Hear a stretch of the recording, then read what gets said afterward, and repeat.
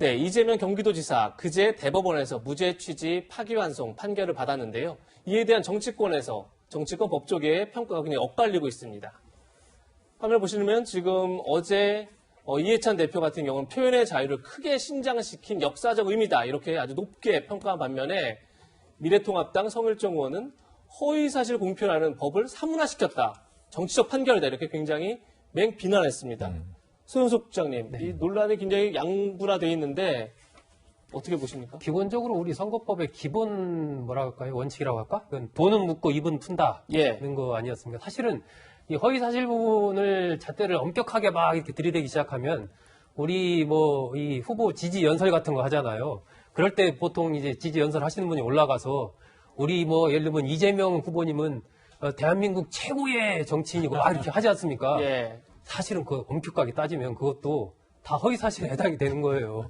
그러니까 이 부분은 좀 폭넓게 해석한 대법원의 취지가 저는 맞다라고 봅니다. 이 토론회에서 만약에 그런 부분을 모든 잣대를 들이대게 되면 토론회를 앞으로 많이 해야 되는데 그 과정에서 그런 작은 부분이나 여러 가지 부분들을 다 법의 잣대에 걸릴 위험성이 상당히 높고 또 상대 후보가 그런 부분을 가지고 의도적으로 그렇게 또 만들어갈 수도 있거든요. 그렇기 때문에 저는 기본 어쨌든 취지, 돈은 묻고 입은 푼다. 이 취지에 맞는 그런 판결이 아닌가 그렇게 봅니다. 네, 이런 가운데 신 의원님, 이재명 지사 당장 어제 한 언론사와의 인터뷰에서 자신의 그 정부의 부동산 정책에 대한 입장을 밝혔는데 저희가 화면을 좀 준비했는데 비싼 집에 사는 게 죄인가, 실거주 1가구 1주택에 대해서 오히려 세율을 완화해야 한다 이런 발언도 했고요. 또 부동산 규제는 숫자보다는 실거주 여부를 따져야 한다 이런 취지의 발언을 했어요. 어떻게 보시나요? 와, 굉장히 이재명 지사가 정말 정치적이구나 하는 느낌을 강하게 받았어요. 그러니까 저게 사실은 많은 분들이 듣고 싶은 이야기를 그저 대법원 판결 나오자마자 하시니까 저래서 이재명이 사이다구나 하는 소리를 듣겠구나 하는 느낌을 받더라고요. 그래서 또 한 말씀 중에도 중요한 게 문 대통령과 관료들을 굉장히 구분하는 어법을 사용하시더라고요. 문 대통령은 선한 정책과 의도를 갖고 있는데 그 좋은 것을 관료들이 못 따라간다. 또 이번에도 보니까 또 주식 양도에 대해서 아침에 한 말씀 하셨더라고요. 또 보면 그것도 대통령이 이렇게 뜻을 잘 헤아려서 관료들이 잘해야 된다. 하지만 저는 분명하게 정부의 정책과는 어떻게 보면 궤를 달리하는 거예요. 완전히 반대예요. 내용적으로는 반대지만 대통령과는 절대 책을 지지 않겠다는 굉장히 고도의 저는 정치적 계산이 깔린 걸로 보고 또 오늘 아침에 뉴스를 보니까 국회의원 300분한테 병원 수술실에 CCTV를 설치하자는 그 법안을 제안을 하셨다고 해주십사 하는 법안을 내달라고.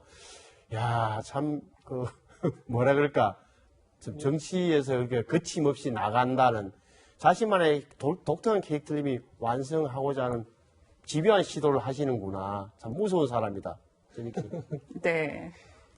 근데 지금 이재명 지사의 발언을 두고, 그러니까 집값보다 숫자보다 실거주 여부, 이건 굉장히 어떻게 보면, 보유세를 높이면 안 된다, 이런 의도로도 해석될 수 있는 그런 부분이란 말이에요. 그리고 맞습니다. 실제 본인도 과거에는 보유세를 걷어 소득을 지급하자 이렇게 얘기했어요. 그러니까 과거에는 보유세를 올려야 된다, 이렇게 얘기했어요. 맞아요. 이 두 가지 얘기가 상충되는 거 아니냐 이런 또 지적이 나오기도 하더라고요. 그러니까 과거의 이재명과 지금의 이재명은 무엇이 갖고 다른가? 이게 지금 굉장히 이제 퀴즈처럼 정가 사이에서 또 앞으로 어떻게 변화할 것인가? 그럼 이 변화는 진화인가 퇴행인가?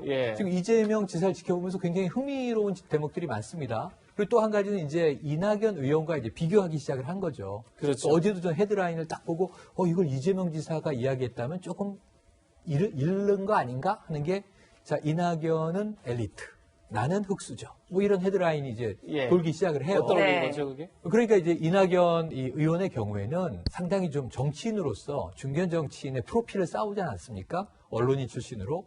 그런데 나는 처음에는 이 듣도 보도 못하던 정치인, 성남시장으로 시작을 해서 무명의 변호사였던 거죠. 그리고 지금 이제 광역지자체장에서 차기 대권 주자까지 오기까지 엊그제 우리가 본 그 무죄 취지의 파기환송까지 참 파란만장한 이제 그림을 그려오면서 본인이 의도한 건 아니지만 드라마를 만들어 오고 있단 말이에요. 그러면서 이제는 차기 대권에서 우리가 양강 구도를 지금 예상하고 있는 거 아닙니까? 물론 이제 더 지켜봐야 알겠습니다만. 그렇죠. 아직 많이 남았으니까요. 이틀 사이에 쏟아져 나온 메시지가 다 무게가 만만치가 않아요. 네. 근데 제가 보기에는 아까 우리 신 의원님이 해석해 주셨지만 묘하게 청와대와 척을 지지 않으려는 노력은 깔려 있지만 예. 현 정부의 정책과는 각을 세우는 지금 사실은 고인이 되신 박원순 서울시장이 전국민 고용보험 얘기할 때 아니다 기본소득이다 예. 굉장히 딱 척지는 얘기가 이제 대립이 됐거든요. 이런 면에서도 그렇고 앞으로 이낙연 의원과 상당히 좀 결이 다른 정책적인 메시지가 많이 나오게 될 것 같은데 지금 그것을 정부와 여당이 이제 어떻게 또 바라볼 것인가 하는 미묘한 지점들이 계속 생길 것 같습니다. 네, 뭐 앞서 말씀 주신 대로 이재명 지사 본격적인 대선 행보에 나선 것 아니냐는 분석도 나오고 있는데요. 대법원 판결 직후 발언 듣고 오시겠습니다. 향후 행보에 대해서도 좀 말씀해 주시죠.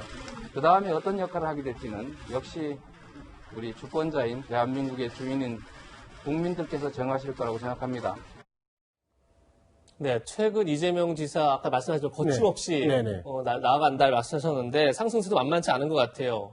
이 지사의 행보, 여권의 대선 구도 그리고 2022년 대선 구도에 상당히 영향을 미칠 것이다 이런 전망이 많은데 신 당연하죠. 의원님은 어떻게 보십니까? 제가 유심히 보는 것은 당장 당권이잖아요. 다음 달에 그 당권, 민주당 전당대회가 민주당 있죠. 전당대회에 어떤 영향을 미칠지인데 저는 뭐 제 느낌으로 봐서는 이 이사가 그렇게 정확하게 직접 개입하는 모습은 안 보이려고 할 겁니다. 그렇지만 분명한 것은 이낙연 지금 후보한테는 비상이에요. 왜냐하면 지금 그 이재명 지사의 부상 자체가 떠오르는 거 지지도 상승 자체가 지금 1위를 달리고 있는 이낙연 후보로서는 굉장히 부담스러운 대목입니다. 그래서 직접 이재명 지사 나서지는 않겠지만 이낙연 후보에게는 아주 안 좋은 거다라는 말씀드리고 그다음에 이렇게 계속적으로 그 다음에 이제 김부겸 의원한테는 뭐 제가 볼 때 좀 나아지는 것 같고 근데 그 이재명 지사의 이런 움직임이 김부겸 후보가 얼마나 이낙연 후보를 따라가는데 갭을 좁히겠느냐 격차를 좁히느냐 잘 그 정도는 판단할 수 없습니다만 당장 이낙연 후보한테는 굉장히 비상이 켜진 걸로 봅니다. 네, 평론가님 사실 저도 이 부분이 궁금한데 네.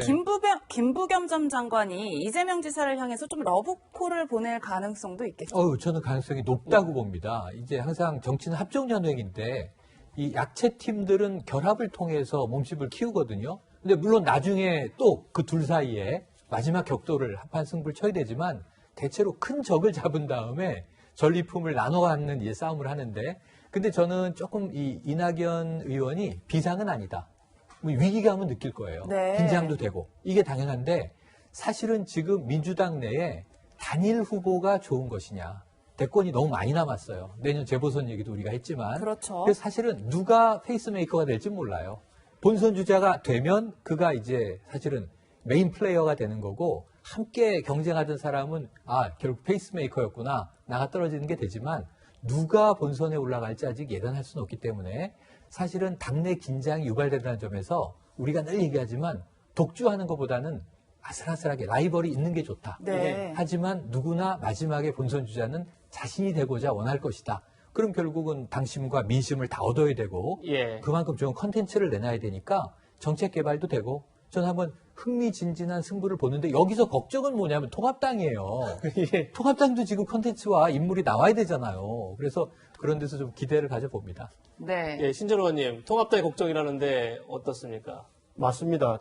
지금의 큰 판세가 이 정부 여당의 그석들의 실패에도 불구하고 실직에도 불구하고 미래통합당의 지지율이 안 오르는 게 구조적으로 좀 고차가 됐다 그럴까요? 그러니까 반사이익을 못 받는다는 거죠. 저희들 당에서는 계속 혁신하고 또 사람 인재를 발굴하고 무엇보다도 국민들이 저 당이 이제 미래통합당이 정권을 잡아도 안심할 수 있겠다는 그런 대안을 제시하는 게 분명한 숙제로 남아있고 최소한 부동산 정책부터 우리 미래통합당의 대안은 이겁니다라고 제안하는 게 저는 필요하고 그렇게 될 거라고 생각합니다. 네.